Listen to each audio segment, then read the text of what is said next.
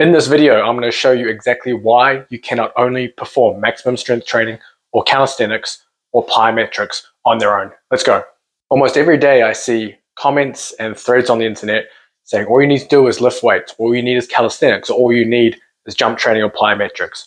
These are dogmatic approaches to training, and this graph illustrates why you need to have a wide variety of essentially training at different velocities throughout your training week. So that means you cannot just spend all your time lifting heavy weights or all your time jumping and performing plyometrics. Now, this graph here, it's from Call Me. I do not know the exact reference, but it shows or illustrates exactly why you need to do both. So if we take a look first, we have change in muscle length and we have change in force. So for a given change in muscle length, we have the muscular component. If I'm going from 1 to 2, so that's a small increase in force.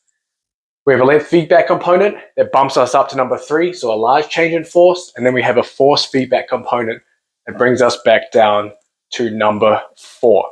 Now, what these length feedback and force feedback components are ways that the body essentially has an excitatory mechanism and an inhibitory mechanism for force. So if we start with the length feedback mechanism, it is the muscle spindles. It's a mechanism that is determined by the rate of stretch or stretch itself. So this is enhanced through jump training, plyometric training, things of that nature, high velocity strength training. Essentially, the more jump training and plyometric training do, you're getting a lot of fast rates of stretch and you're improving the excitability or sensitivity of those muscle spindles to be able to produce more force. On the other end, we have a force feedback mechanism, which is the Golgi tendon organ. Essentially, it pumps the brakes. It basically tells your body, okay, this is too much force for us to handle, we're going to get injured. So it basically caps the force and brings you back down to the final force output here.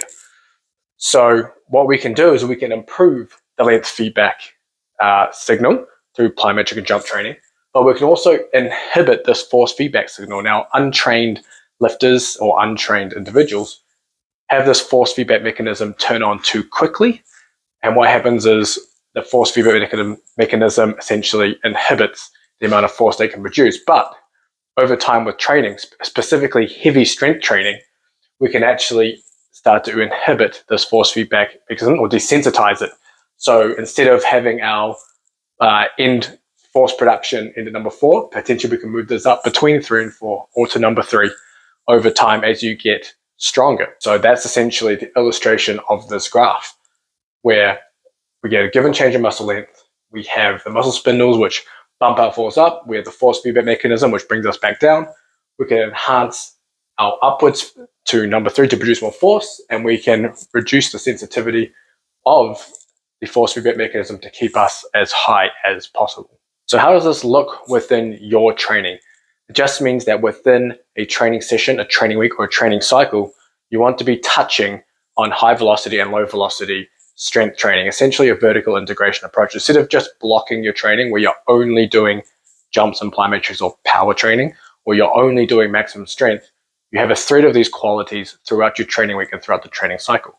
So an example might be starting your session with jumps, plyometrics, or throws, and then moving on to something, maybe a heavy ballistic exercise. It could be a loaded squat jump, it could be an Olympic lift, and then finishing your session with your heavy strength training exercise. And that could be something like your heavy back squat, deadlift, whatever that is. And doing that, you make sure that you touch on a range of velocities throughout the force velocity spectrum.